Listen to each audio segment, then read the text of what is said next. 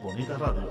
Síguenos en youtube.tv/channel Bonita Radio, en bonitaradio.net, facebook.com/Bonita Radio y en Twitter, Bonita-Radio. En línea con tu mundo.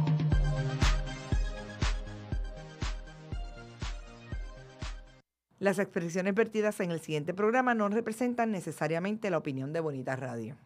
Las opiniones son exclusivas de sus autores.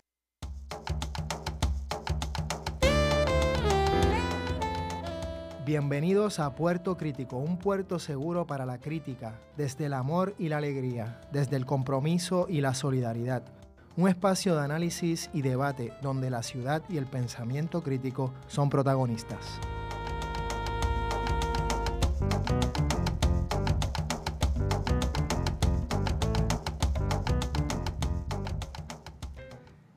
Bienvenidas y bienvenidos a Puerto Crítico. Estamos aquí en Bonita Radio, en Red Global y en este programa en Puerto Crítico en Red Translocal, ya que les habla Juan Carlos Rivera Ramos, alias Juanqui, desde San Juan de Puerto Rico, y Miguel Rodríguez Casellas desde Sydney, Australia. ¿Cómo estás, Miguel? Muy bien, Juanqui, sacando cuenta que hablando y hablando, creo que llevamos 1 año y medio en esta faena de Puerto Crítico. Oye, 1 año y medio, wow, qué maravilla. Y qué maravilloso ha sido, porque en mi caso, y me parece que en el tuyo también, lo he disfrutado muchísimo, he aprendido muchísimo y, eso es así. Ha sido un experimento muy creativo y muy chévere. Y parte de eso es lo que tenemos hoy, porque hoy vamos a discutir un tema que nos parece fundamental y un tema que nos acompaña, y nos ha acompañado durante todo ese 1 año y medio, porque es inevitable. Son esos temas que de alguna manera nos arropan porque estamos viviendo en él. Y este tema le pusimos de título Amnesias y violencias del capital, aperturas y posibilidades de lo político. Y con nosotros tenemos a una persona muy importante en esta discusión, quien además de ser profesor en el Departamento de Estudios Hispánicos de la Universidad de Puerto Rico y autor de varios libros, es también miembro fundador del Partido de los Trabajadores, del Partido del Pueblo Trabajador, del Pueblo Trabajador de Puerto Rico, y con nosotros Rafael Bernabe. Bienvenido. Saludos, Juanqui, saludos a todos los radioyentes y las radioyentes y a todas las personas que nos vean y nos escuchen. Bernabe, acabas de publicar un artículo que salió en 80 grados que se llama Las amnesias o la amnesia del capital, en donde un poco haces un recuento cómo a partir del 2008, cuando se dice que comienza, ¿no?, de manera más oficial la crisis que estamos viviendo, aunque en Puerto Rico ya 2 años, hacía 2 años antes, un poco más tal vez, ya estaba en recesión. Del 2008 para acá, ¿qué ha pasado o cómo tú ves la cosa en términos de políticas públicas, en términos de análisis crítico y en términos de apertura de lo político? Un poco para, obviamente es una pregunta compleja, sí, pero para ir afinando poco a poco. Bueno, mira, lo que yo menciono en ese artículo, quizás es un buen punto de partida, es una situación que quizás podríamos llamar un poco irónica, que es la siguiente. En el año 2008, como tú dijiste, yo publico el artículo ahora en septiembre y lo publico en este mes porque es el aniversario número 6 de la crisis del 2008, que empezó en septiembre 15 del 2008. Empezó con el colapso de uno de los grandes bancos de inversión de Wall Street, que se llamaba Lehman Brothers. Esa institución va a la quiebra, es la más grande institución bancaria que haya ido a la quiebra en la historia de los Estados Unidos, y junto con esa institución empiezan a tambalearse otras grandes instituciones financieras. Esa institución, va a la quiebra, en parte porque el mismo gobierno de los Estados Unidos, la Reserva Federal, el Departamento del Tesoro, saben que ese banco va a ir al desastre y lo permiten y lo toleran.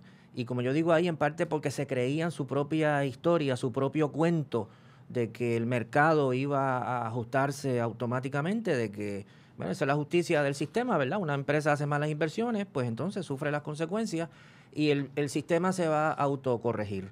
Esa confianza duró más o menos 24 horas. Cuando en 24 horas se dieron cuenta de que estaba a punto de colapsar una empresa que se llamaba AIG, que es la más grande empresa de seguro que había en los Estados Unidos, se empiezan a dar cuenta de que el mercado no se va a corregir, de que lo que viene es un colapso, un peligro del colapso del sistema financiero de los Estados Unidos y que se desate una depresión de consecuencias incalculables.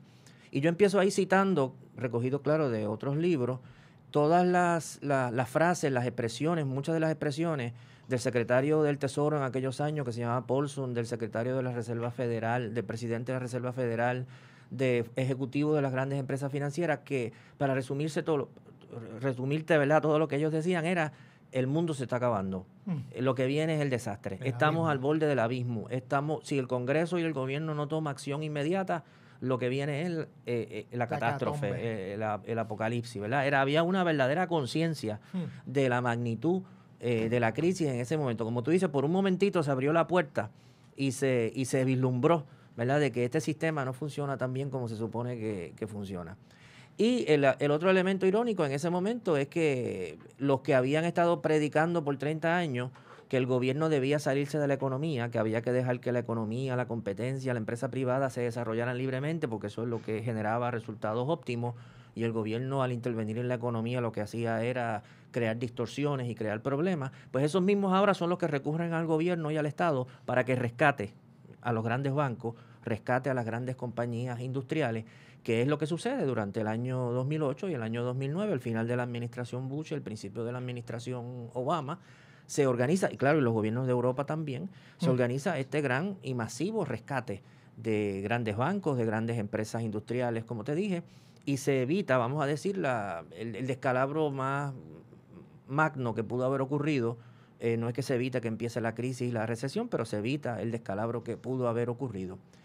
Pero entonces, muy pronto se va a dar una operación muy terrible, vamos a decir, que es la siguiente. Y como te dije, en ese momento, si tú recordarás hace 2 años, pues hubo, como dije ya, se abre una pequeña ventana en que por un momento tú vas a escuchar, incluso en los medios de comunicación masiva, en los periódicos grandes en Estados Unidos, en los programas de televisión, en los programas de discusión política, en la radio y en la televisión, en los grandes medios, se abre una pequeña ventana en que se cuestiona, bueno, no habrá que reglamentar un poco a Wall Street, no habrán hecho cosas terribles estos grandes bancos, tenemos que realmente mirar estas doctrinas del mercado con un poco más de cuidado. Es decir, se abrió una puertita para criticar un poco a Wall Street, para criticar un poco incluso el capitalismo en sus formas más salvajes y todo eso. Pero muy pronto eso empieza a cambiar. ¿Y qué es lo que sucede? Como yo te dije, para decirlo en palabras sencillas, los grandes gobiernos, el mejor ejemplo es el de los Estados Unidos, organizan un gran rescate de las grandes empresas privadas, y como resultado de ese gran rescate, esas empresas sobreviven. Incluso algunas ya empiezan a recuperar sus ganancias.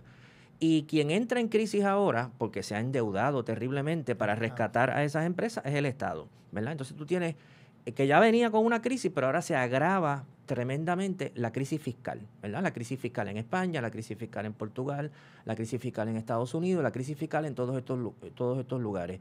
Y entonces, muy astutamente, los grandes defensores del capital van a rápidamente voltear todo el discurso y desaparece la idea de que lo que estaba en crisis era el capitalismo, desaparece la idea de que lo que estaba en crisis era Wall Street y los grandes bancos y sus políticas neoliberales, y ahora resulta que lo que está en crisis es el gobierno, lo que está en crisis es el Estado. ¿Y quiénes son los culpables de la crisis del Estado? Pues ya no son los bancos, ¿verdad? Ya no son Lehman Brothers, ya no es los grandes bancos. La crisis del Estado es producto del malgasto, de que el Estado tiene toda una serie de programas sociales que son demasiado generosos, de que los empleados públicos tienen salarios demasiado altos, de que el Estado se ha sobreextendido. Entonces volvemos de nuevo, no pasan 2 años y ya volvemos de nuevo. El capital, por eso que yo digo que pierde la memoria de todo lo que pasó en esa crisis. Amnesia. Y de pronto, de nuevo, estamos en el discurso de que el problema es el gobierno, de que el problema es el Estado, de que el problema es el sector público.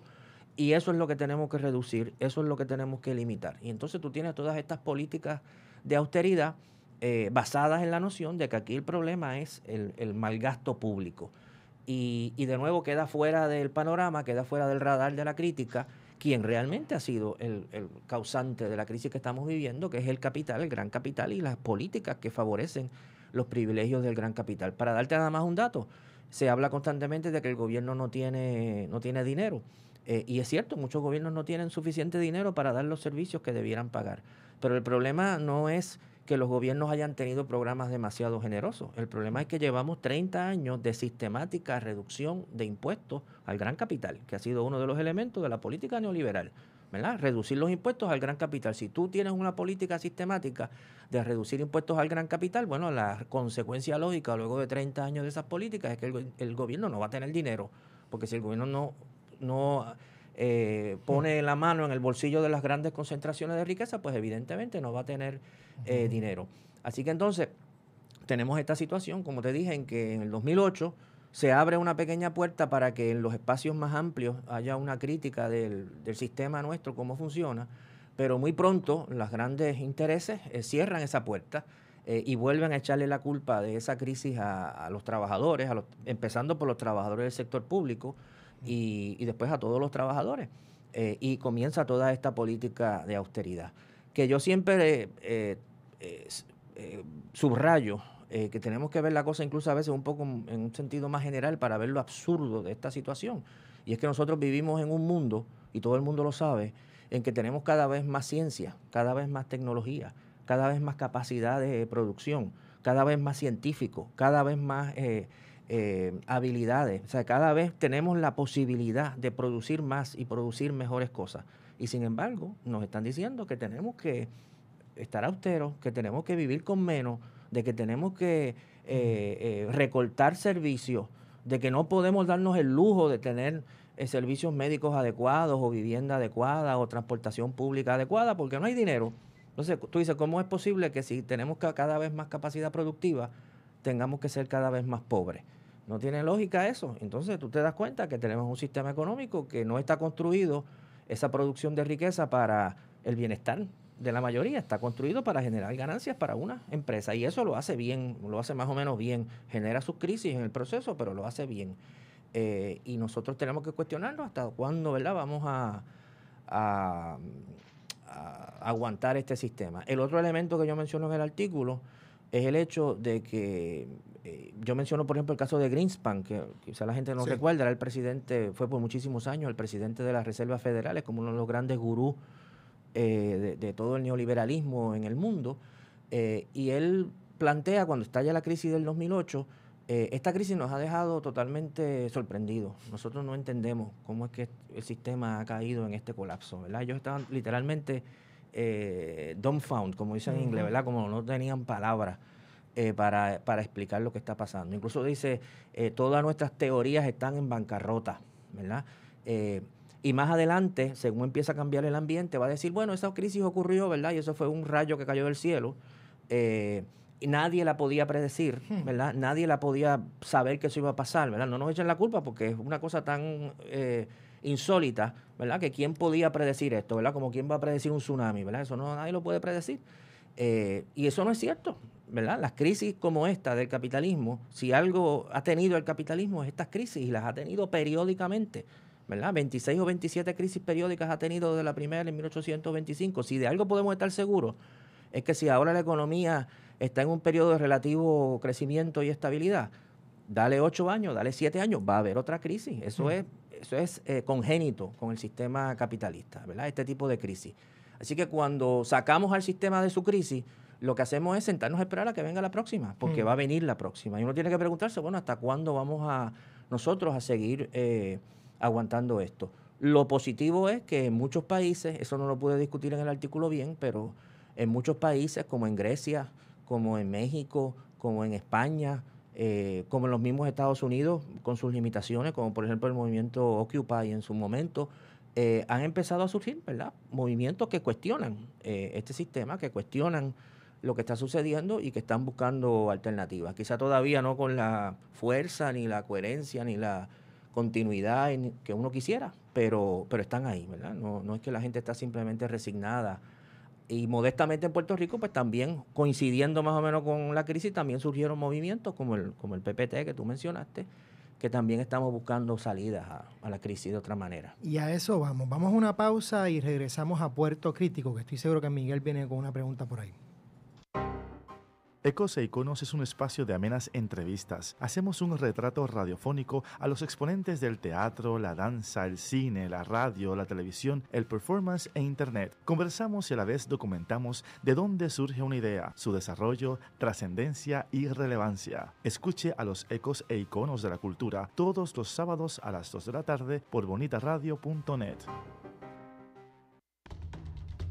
Soy el licenciado José Ariel Nazario y les invito todos los miércoles a las 10 de la mañana a escuchar el análisis legislativo único, política, sociedad, economía y temas de actualidad de nuestra realidad puertorriqueña. Recuerde, La Previa, todos los miércoles a las 10 de la mañana por Bonita Radio, en línea con tu mundo. Y regresamos a Puerto Crítico, hablando de la amnesia y las violencias del capital con Rafael Bernabe. Miguel, cuéntanos. Sí, quiero entrar a la conversación porque, nada, reflexionando un poco en torno a esto y sin ninguna nostalgia, porque no son cosas bonitas las que recordamos del 2008 para acá.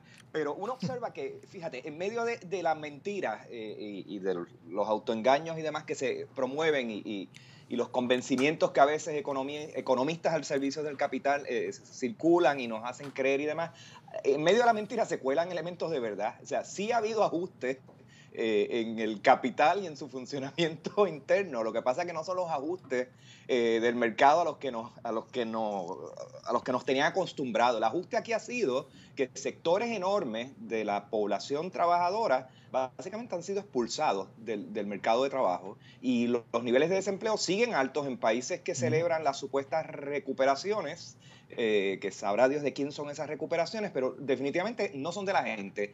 Las crisis se han utilizado para sacar a gente de circulación y se nota que el argumento ya renuncia al análisis matemático, al punto de que cuando uno compara el discurso que escuchamos en Puerto Rico, en Grecia, en España, en lugares que pues sí, tienen unos indicadores económicos que hablan de crisis a todos los niveles, y vemos el discurso que se utiliza en un país rico como Australia, donde estoy viviendo actualmente, donde los niveles de desempleo apenas estaban entre un 4 y un 5%.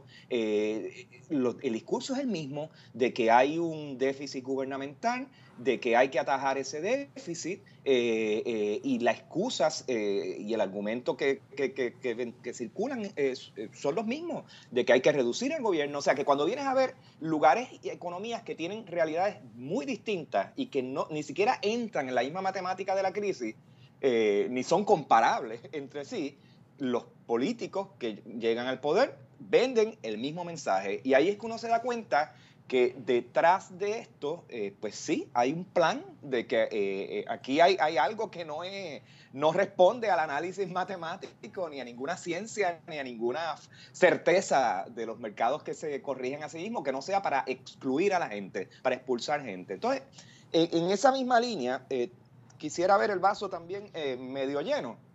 Ha habido un resurgir de teóricos marxistas. Ya no es una mala palabra traerla a la conversación, ni siquiera se trae en términos estrictamente históricos, sino que se traen los análisis marxistas como herramientas absolutamente contemporáneas. Está el libro de Piketty, que desmenuza el capital y da incluso los argumentos matemáticos, no necesariamente ideológicos, para volver a recuperar esto. Vemos movimientos sociales que capitalizan también de ese descontento de poblaciones expulsadas, como el Podemos, que se ha organizado en España, usando los medios de comunicación a distintos niveles y de una forma muy efectiva.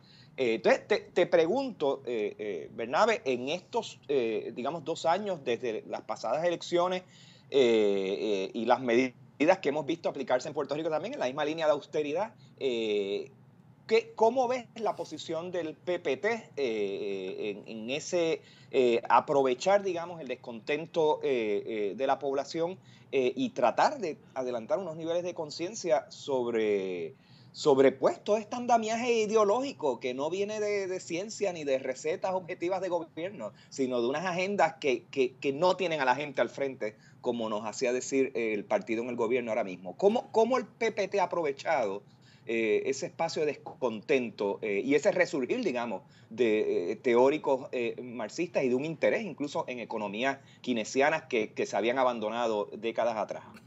Sí, bueno, yo creo que el trabajo del PPT habría que examinarlo en varias etapas. Primero, yo creo que la primera etapa del PPT fue la etapa de fundación y hasta el comienzo hasta que nos inscribimos, vamos a decir, ¿verdad? Esa fue la etapa quizá más invisible, porque todavía era un partido que poquísima gente conocía o prácticamente nadie, y estábamos en la calle recogiendo endosos. Un trabajo que fue bien cuesta arriba porque pues la gente no sabía nada. Tú para coger cada endoso tenías que explicarle a la gente muchas cosas del proyecto. Pero eso se logró inscribir el partido, y nos parece que la campaña que empezó una vez el partido quedó inscrito fue muy exitosa. Yo creo que se sorprendió mucha gente y nos sorprendimos nosotros de su impacto. Porque realmente sentimos que estábamos tocando una inquietud de mucha gente al hacer los señalamientos que estamos haciendo. El planteamiento que hicimos de que queríamos hacer un partido que no necesariamente que no se definiera alrededor del tema del estatus, sin despreciar la importancia de ese tema. La crítica que empezamos a hacer toda una serie de políticas económicas y la necesidad de reorganizar nuestra economía de otra manera. Todas esas ideas nos parece que empezaron a llegar muy bien, y realmente, a pesar de que el resultado electoral no fue tan bueno como esperábamos nosotros, porque objetivamente hablando quizás fue una ilusión equivocada, pero nosotros pensábamos que debíamos quedar inscritos, no quedamos inscritos, pero a pesar de eso, la gente del que participó en la campaña y mucha gente que nos conocía, que no estaban en la campaña, quedaron muy bien dispuestos con respecto al PPT. Y eso todavía se ha sentido después, ¿verdad? Nosotros sentimos mucho aliento de la gente a decirnos, ya a mí constantemente, a mí quizás es el caso más extremo, porque como yo fui el candidato a gobernador, pues soy como la cara del partido, para bien o para mal. Entonces la gente me reconoce y la gente me ve en la calle y me dice en una farmacia, en un supermercado, mira, tienen que echar para adelante, tienen que inscribirse, no se rindan, ¿verdad? Todo ese tipo de frases constantemente la estamos recibiendo y nos alienta mucho. Ahora bien, después del proceso, después de las elecciones, ciertamente nosotros tenemos que ser un poco autocríticos, estábamos hablando aquí, ¿verdad? Porque el proceso ha sido cuesta arriba. Yo creo que hay cosas que eran inevitables y cosas que quizás podemos mejorar en el futuro. Nosotros, para darte un resumen rápido, nosotros hemos hecho el trabajo de reinscribir el partido, ¿verdad? De recoger los endosos necesarios. Ese proceso, la evaluación de ese proceso es doble. Por un lado, en términos del apoyo de la gente en la calle, ha sido buenísimo. Nosotros hemos recogido ya más de 60,000 endosos, estamos como en 63,000 endosos. Para inscribir un partido en Puerto Rico en la actualidad hacen falta 55,000 endosos, un poquito más. Y eso quiere decir que ya nosotros hemos recogido 7,000 o 8,000 endosos más de los necesarios. Desde el punto de vista, si el sistema fuera transparente y justo, ya el PPT estaría inscrito, ¿verdad? Y tendríamos una mayor proyección, una mayor cantidad de recursos con todo lo que eso conlleva. Desgraciadamente, el sistema no es ni transparente ni justo. De esos 60,000 endosos que nosotros hemos sometido, alrededor de 20,000 endosos nos los han rechazado en la Comisión Estatal de Elecciones, bajo el argumento de que la firma que está en ese endoso no es la que está registrada en la comisión, la llamada firma incompatible. Nosotros nos consta directamente, en muchos casos, que la firma es la firma de la persona, que es perfectamente compatible. Nos consta que en otros casos la excusa para no aceptar la firma son trivialidades, como que la persona en un caso usó su segundo apellido y en otro caso no usó el segundo apellido y cosas de esa naturaleza. Es decir, realmente hay un proyecto de parte de los partidos que están inscritos porque el PPT no se inscriba. Nosotros estamos en el tribunal, vamos a decir,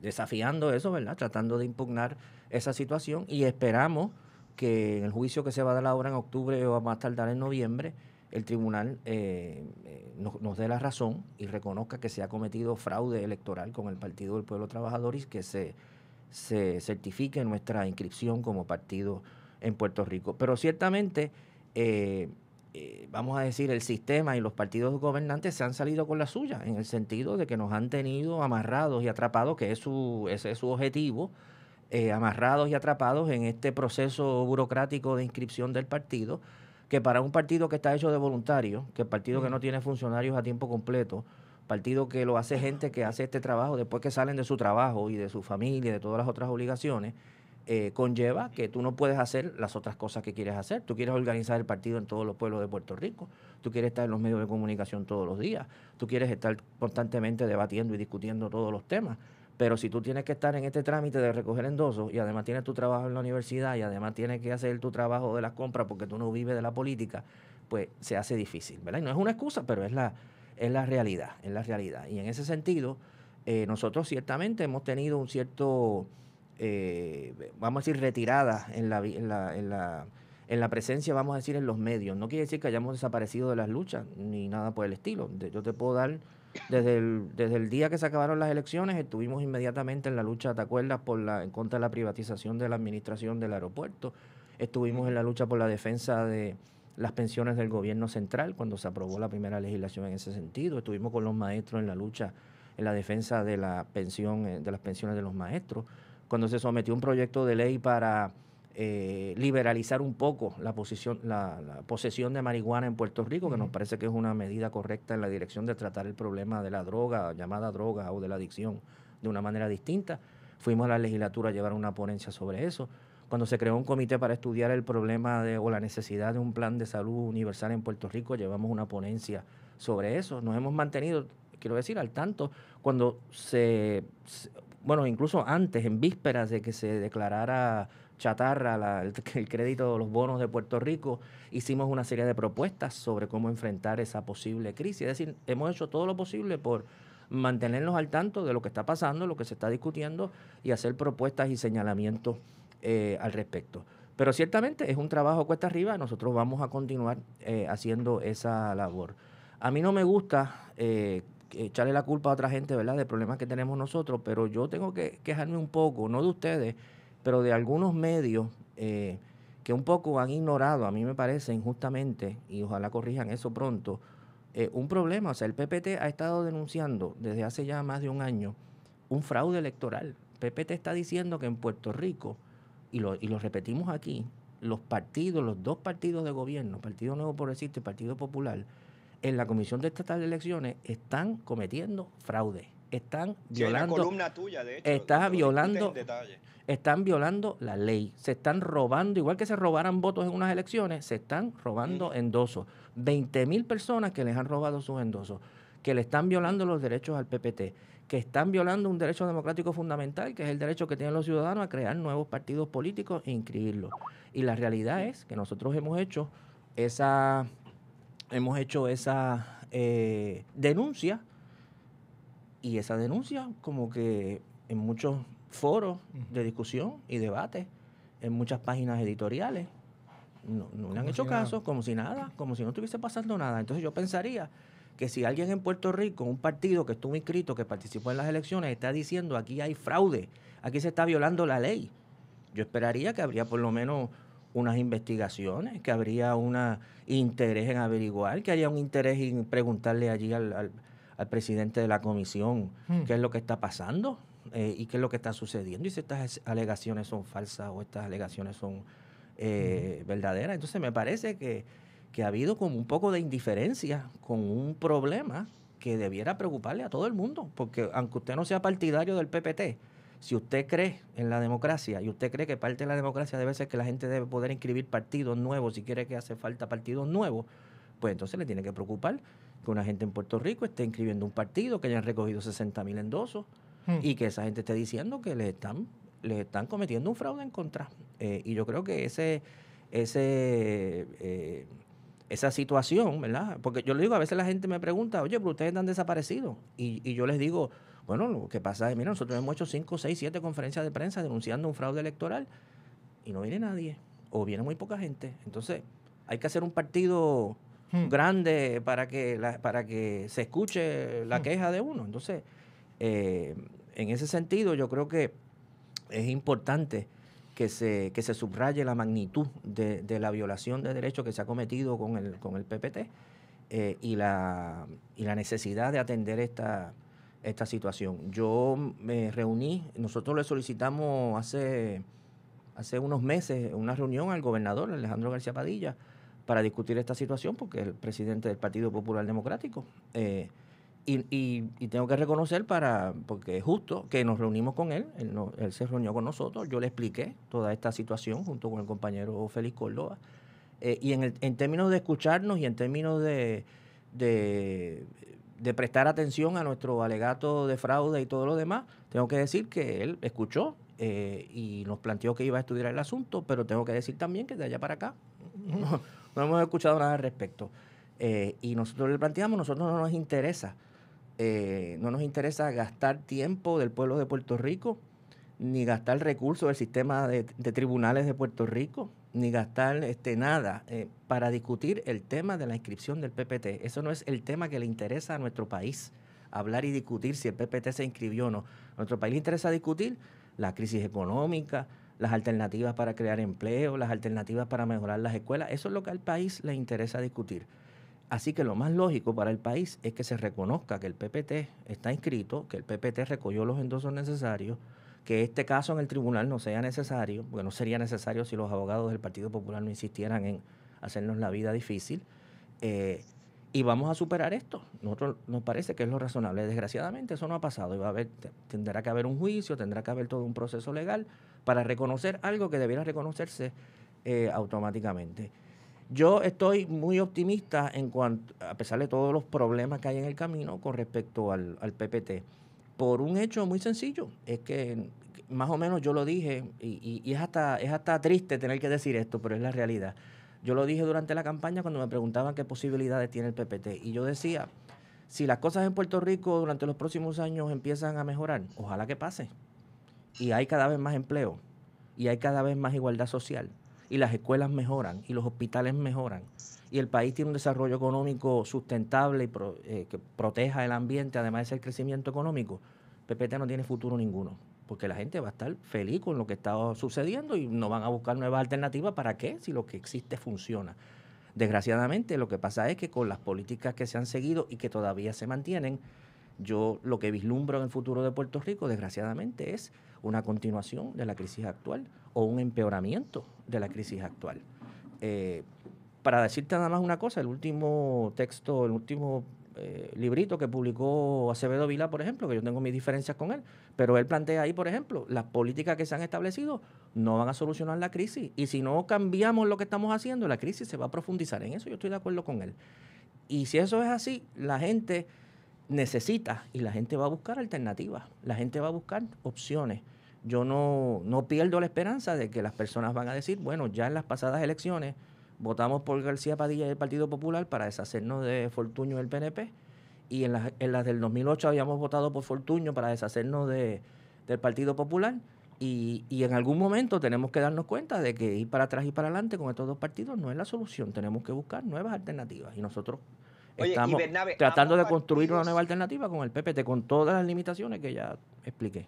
Miguel, dale. Te pregunto, Bernabe, ¿ambos partidos te están bloqueando la inscripción en la Comisión Estatal? Bueno, no. ¿O tú ves de parte del Partido Popular mucha más hostilidad abierta o encubierta? Por lo que uno puede ver, para ser justo, eso allí es capilla cerrada, ¿verdad?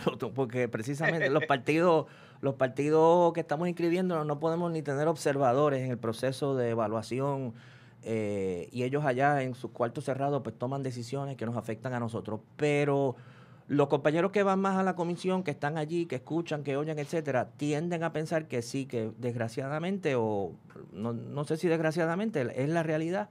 Los funcionarios del Partido Popular tienden a ser los que llevan la voz cantante. Claro, son los que dirigen la comisión ahora, porque son el partido de gobierno.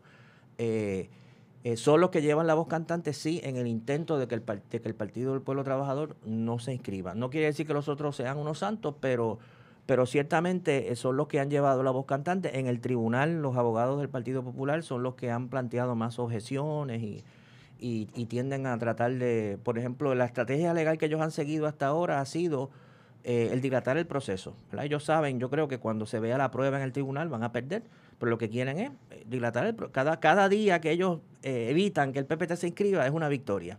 ¿verdad? Y si ahora estaba fijado el juicio para octubre y después se aplaza para noviembre, pues magnífico. Y si después se aplaza para enero del año que viene, mejor todavía, porque de facto nos van negando el derecho a pesar de que el tribunal no haya decidido. Por lo mismo, yo creo que el tribunal, si nos va a reconocer nuestro derecho, tiene que ponerle un detente a ese constante aplazamiento.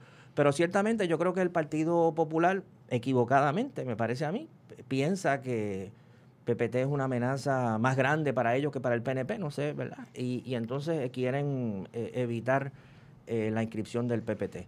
Estoy hablando... Y una segunda pregunta, Bernabe. Dime.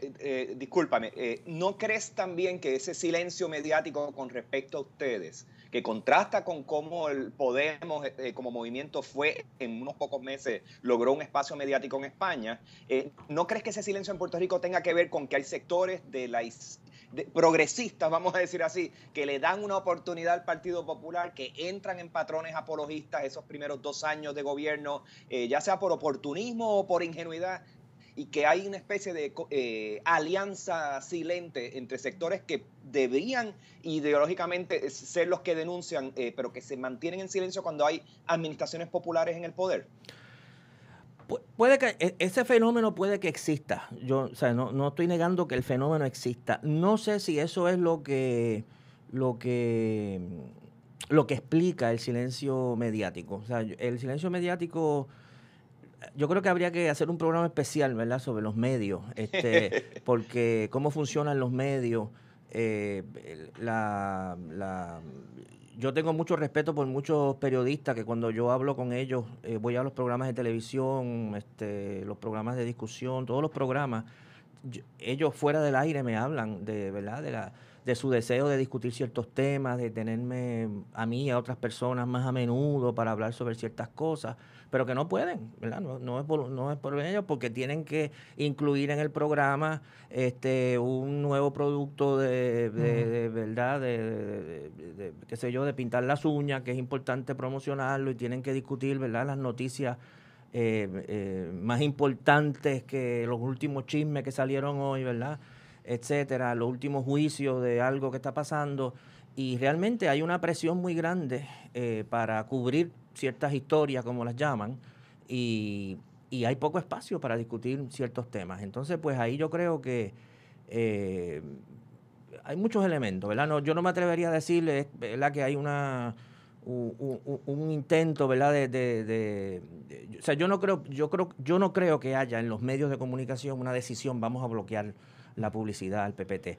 Pero sí lo que hay es una constante, como te dije, una constante necesidad de cubrir toda una serie de situaciones, ¿verdad?, que no dan espacio para discutir cosas que son importantes. Bernabe, por otro lado, hay sí algunas personas, entre ellas, bueno, no sé si mencionar nombres, da igual, que también han escrito artículos acerca de cómo, de alguna manera, el PPT y otros partidos emergentes han puesto la carreta por encima de los bueyes. ¿Cómo es? La carreta antes de los bueyes. O del caballo. En otras palabras, que en vez de hacer un trabajo organizativo de largo alcance, se lanzaron a crear un nuevo partido, y que en vez de estar tratando de inscribirse, la mejor manera de inscribirse es precisamente estar presente en todas esas luchas, esos medios, en todo, hacer bulla, ¿no?, de diferentes formas, a tal punto que sea inevitable no incluirlos en los medios de comunicación, porque ya que han hecho bulla, ellos perderían si no los incluyen en los medios de comunicación. Entonces, ¿nos tenemos que ir a una pausa o no? No. Sí, pues vamos a una pausa. No, vamos a una pausa y regresamos para esto. Claro que sí.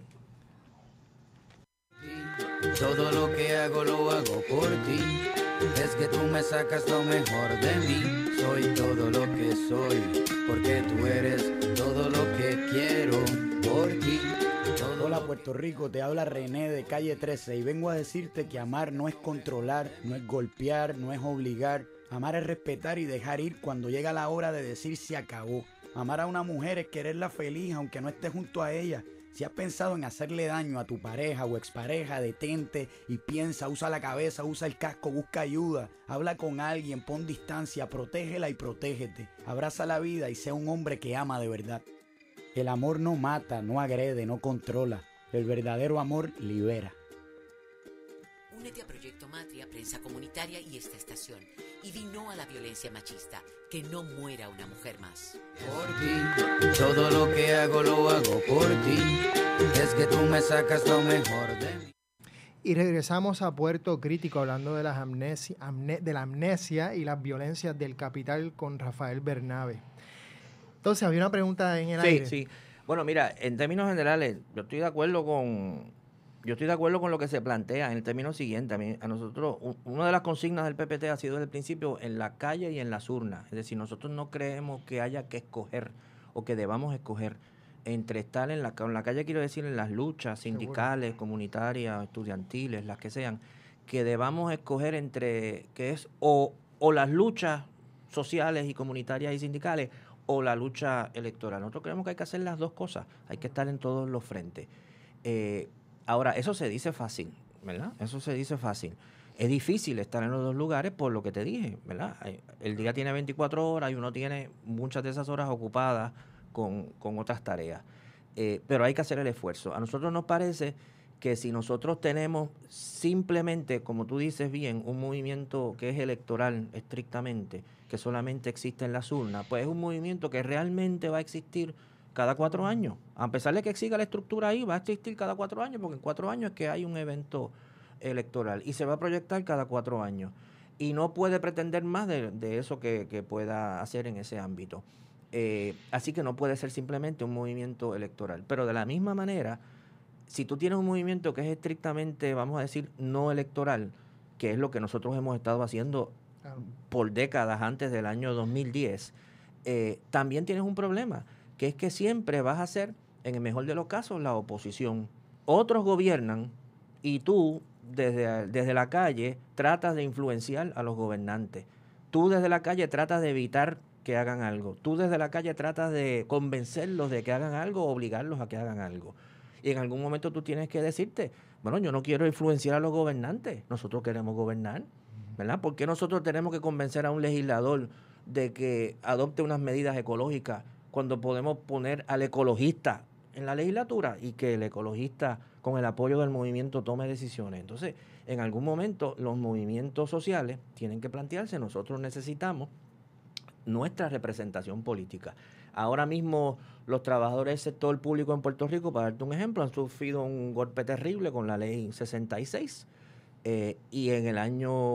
y tienen que luchar en contra de eso, y han estado luchando en contra de eso, han hecho lo posible por detener esa medida o por modificarla.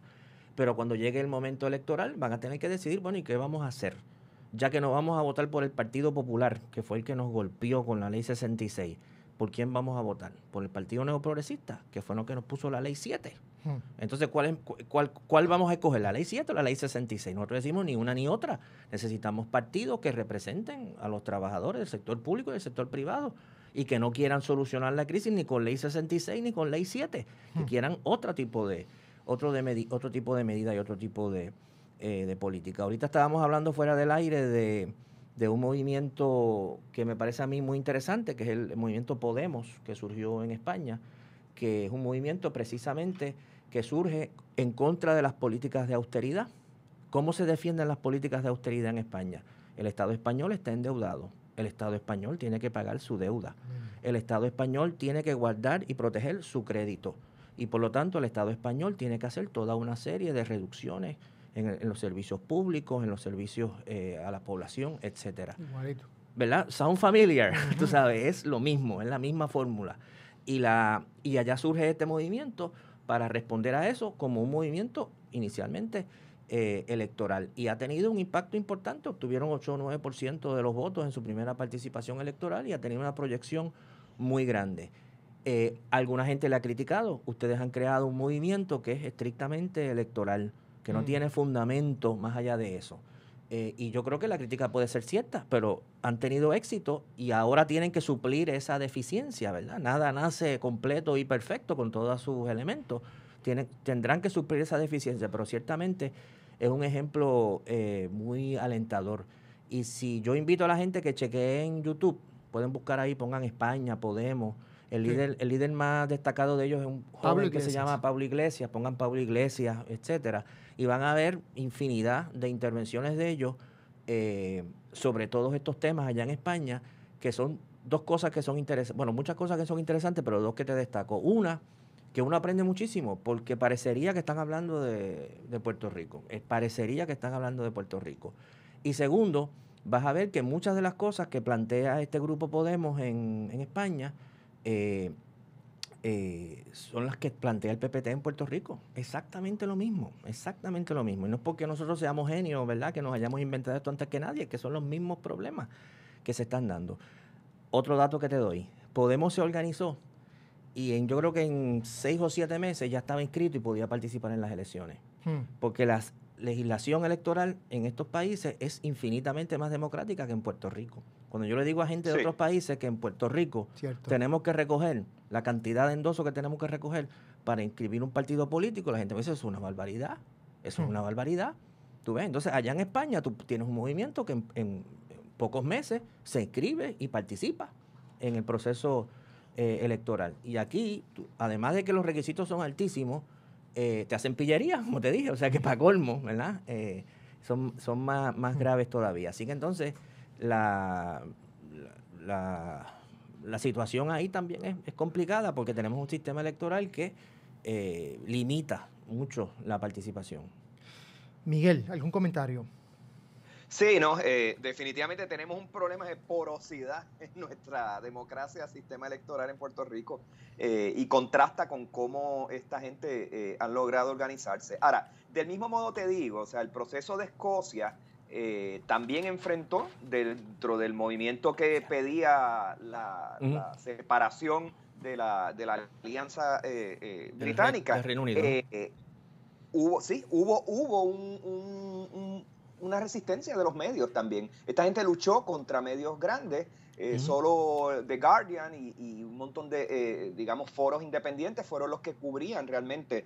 Y aún así, pues fíjate, lograron un movimiento que aunque pierde, gana perdiendo. O sea, activó una mecha y aunque pues era un argumento que parecería ser de carácter nacionalista desde afuera, realmente cuando uno analiza los mensajes, estábamos hablando de un movimiento que precisamente su distancia política o el proyecto político venía de la mano de que querían resistir la fuerza del neoliberalismo y las medidas que el neoliberalismo estaba imponiendo, digamos, desde la centralidad en Londres. Y esta gente pudieron hacerlo, pudieron sobreponerse. O sea, comprendo tu análisis definitivamente y lo cerrado de nuestra democracia a que las minorías tengan voz.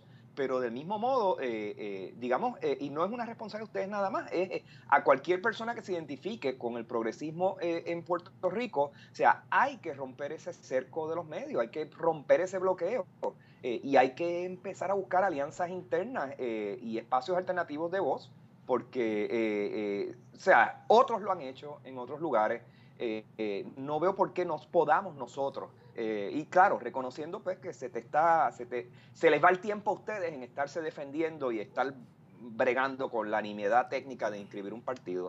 O sea, más que preguntas, un comentario que te hago. Sí, bueno, yo, como te dije, nosotros estamos haciendo un esfuerzo grande por superar esta etapa del proceso de inscripción. Nosotros entendemos que ya estamos inscritos. Lo que estamos tratando es de que la comisión lo reconozca, para tener más tiempo para hacer el trabajo político y el trabajo intelectual en el mejor sentido de la palabra que tenemos que hacer. Yo digo el trabajo intelectual porque buscar alternativas a la crisis es un trabajo intelectual. Tú tienes que analizar cuáles son los problemas del país y tratar de elaborar propuestas, ¿verdad?, al respecto de eso. Nosotros nos hemos planteado, el PPT, como tareas fundamentales nuestras, el trabajo de inscripción, que esperamos acabarlo pronto, el trabajo de organización, es decir, organizar nuestro partido en todo Puerto Rico, que todavía es algo que está muy rudimentario, y el trabajo de elaboración de nuestro programa, ¿verdad?, de nuestras propuestas, de nuestras ideas. Y tenemos que trabajar en esos 3 carriles. Lo triste, y es la realidad, es que el primero de esos trabajos, el trabajo de inscripción, nos ha chupado mucho más recursos de los que debiera y de los que quisiéramos. Pero estamos muy conscientes del otro tipo de trabajo que es necesario hacer. Bernabé, ahora que mencionaste el trabajo intelectual, también pienso en un artículo que escribiste en el verano, donde hablabas de cuán sagaz ha sido el Partido Popular en legitimar las diferentes políticas públicas que están tomando, cómo a través de los medios, pues precisamente han logrado movilizar formas y de alguna manera opiniones a favor de las políticas públicas que están tomando, porque precisamente tienen que pagar las deudas, entre otras cosas. En ese mismo trabajo intelectual hay otras fuerzas que no son solamente medios de comunicación, sino también economistas, expertos, think tanks, que han estado de alguna manera, aunque no repitiendo el mismo discurso gubernamental, de alguna forma sí alimentando a través de trabajos e investigaciones, propuestas que no necesariamente están en contra de las propuestas del Estado. ¿Cómo tú ves esto y tú crees que existe una necesidad de abrir otros espacios intelectuales también de este tipo de investigaciones, entre otras cosas, que puedan hacer contrapeso a estos discursos que de alguna forma legitiman las políticas públicas del Estado? Sí, no, definitivamente. Como aquí hay un problema de recursos materiales. Yo hablaba ahorita de esfuerzo intelectual, ¿verdad? Pero el esfuerzo intelectual no es algo que vaya por las nubes. El esfuerzo intelectual se basa en recursos materiales, ¿verdad? Para empezar, el tiempo que tú necesitas para hacer un trabajo de investigación y de estudio. Las grandes empresas y los gobiernos que las representan tienen esos recursos, ¿verdad? Ellos tienen economistas, tienen investigadores, tienen redactores que de un día para otro te pueden hacer 3 papers explicando por qué la deuda de Puerto Rico es tal, y por qué esa deuda es necesario pagarla, y por qué para hacer esa deuda hay que recortar todos estos programas sociales, y por qué no hay ninguna otra alternativa, ¿verdad? Y eso está fundamentado con estadística, con números, etcétera. Tú tienes que refutar eso, porque es falso, porque otras políticas son posibles y son necesarias. Tú puedes hacer políticas que redistribuyan la riqueza, puedes hacer políticas que obliguen al capital a tomar cierta responsabilidad social, tú puedes hacer políticas que desarrollen la economía de Puerto Rico de otra manera, pero eso no lo hace en 5 minutos. Tú tienes que sentarte y elaborar argumentos, tienes que sentarte y leerte una serie de estudios, tienes que sentarte y analizar esas estadísticas y ver cómo las están manipulando. Y para eso tú necesitas, como tú dices, como estábamos diciendo, tiempo, recursos, personas. Nosotros estamos muy necesitados de que el movimiento sindical en Puerto Rico, de que los partidos progresistas en Puerto Rico, de que los académicos progresistas en Puerto Rico creemos algún tipo de organismo en el que precisamente tengamos nuestro, como dicen en inglés, think tank, ¿verdad? Nuestro grupo de análisis de la realidad del país para responder con propuestas y con ideas distintas. Eso ahora mismo dependemos más o menos de francotiradores, ¿verdad? De lo que cada uno por su lado por ahí puede más o menos articular, y eso no es suficiente. Felizmente, como no estamos solos en el mundo, hay muchos economistas, hay muchos analistas fuera de Puerto Rico que analizan estos mismos problemas. Uno puede leer sus textos, ¿verdad? Y apropiarse de muchas de sus ideas, aunque siempre hay que adaptarlas a la realidad de Puerto Rico. Si me permite hacer un pequeño anuncio, yo publiqué recientemente porque antes que se acabe el tiempo, como parte de ese trabajo, modestamente, hemos publicado un libro que se llama Puerto Rico, Crisis y Alternativas, que es un conjunto de artículos que, como dice el título, hablan sobre la crisis que vive Puerto Rico en la actualidad y posibles alternativas a esa crisis. Es fundamentalmente un resumen de muchas de las ideas que hemos planteado como parte del trabajo en el PPT, aunque el libro no es un libro oficial del PPT, yo soy el responsable de lo que ahí se dice, y nos parece que es una contribución para la discusión y para el debate, ¿verdad? Invitamos a las personas a que lo adquieran. Es un libro que hemos insistido que tenga un precio módico, lo publican los compañeros de Ediciones Huracán, y nos parece que es un buen punto de partida para la discusión y el debate sobre la crisis actual. Así que se va a presentar el 9 de mayo en la Librería Mágica. 9 de mayo, porque yo digo el 9 de mayo, Dios mío. El 9 de octubre. El 9 de octubre. Está bien, no te preocupes. No te preocupes. Parece que estoy el 1 de mayo, los días de los trabajadores. El 9 de octubre en la Librería Mágica, como te dije, en Río Piedra. Ese es un punto para los que quieran ir ese día. Podemos hablar allí sobre este tema. Pero claro, se puede discutir sobre el libro cualquier día. Así que te repito, Puerto Rico, crisis y alternativa, que tiene que ver con todos estos temas que hemos estado hablando acá. Perfecto. Entonces, ahí mismo, con ese mismo anuncio, queremos anunciar nosotros que hay que seguir abriendo paso a la democracia, abriendo paso a la justicia social, abriendo pasos y espacios políticos para seguir organizándonos en contra de la amnesia y las violencias del capital. Muchas gracias, Rafael Bernabe, por estar con nosotros. No, gracias a ustedes por la oportunidad de estar aquí. Muy bien, gracias Miguel, como siempre, y gracias Marcel por ser nuestro técnico. Nos vemos la semana que viene en Puerto Crítico. Somos Bonita Radio. Síguenos en youtube.tv/channel Bonita Radio, en bonitaradio.net, facebook.com/Bonita Radio y en Twitter, Bonita-Radio.